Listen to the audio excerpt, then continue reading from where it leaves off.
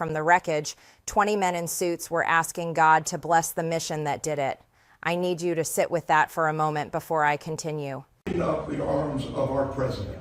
We pray for your continued blessing and favor to rest upon him. We pray for wisdom from heaven to flood his heart, his mind, and Lord, you will guide him in these challenging times that we're facing today. What I saw in that Oval Office video was not prayer. It was a photo opportunity designed to give spiritual permission to a military operation that has no congressional authorization, no defined end date, and no clear mission.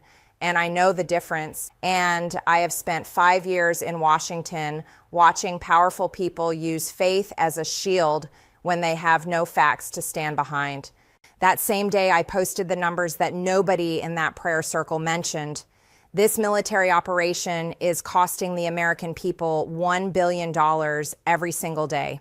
Most Americans will never receive a Social Security check because the system will be bankrupt by 2033.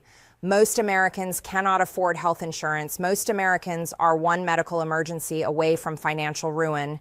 And their government is spending $1 billion a day on a military campaign in a country 6,000 miles away, while pastors pray for its success in the most powerful office on earth.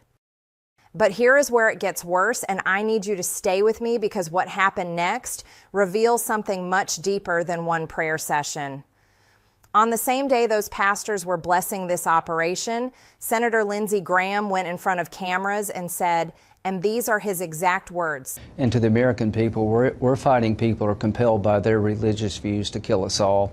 They kill fellow Muslims who don't agree with their view of Islam. They kill Christians and vegetarians, libertarians, Jews, you name it. So this is a religious war, and we will determine the course of the Middle East for 1,000 years.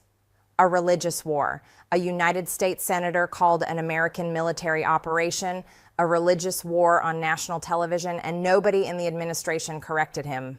House Speaker Mike Johnson said Iranians follow a misguided religion. Secretary of State Marco Rubio called the Iranian government religious fanatic lunatics. Defense Secretary Hegseth, the man with a medieval crusader cross tattooed across his chest, said at a press briefing that Iran is a crazy regime hell-bent on prophetic Islamic delusions. The Military Religious Freedom Foundation reported that they received over 200 complaints from more than 50 military installations that commanders have been using Christian language to describe this military operation to the troops. Let me be very clear about what is happening. The administration told us this operation was about nuclear weapons. Then they told us it was about protecting American forces. Then the president said he needs to personally pick Iran's next leader. And now senior officials are publicly calling it a religious war while conducting prayer ceremonies in the Oval Office. The people who voted for Donald Trump are not followers of a cult. They are hardworking Americans who wanted lower prices, secure borders, and no more sending their children to fight in foreign countries. 20 people standing in a circle around one man, hands on his shoulders, praying not for peace but for victory in an operation that is taking lives on both sides every single hour. That is not the America First I campaigned on, and that is not what 63 million Americans voted for.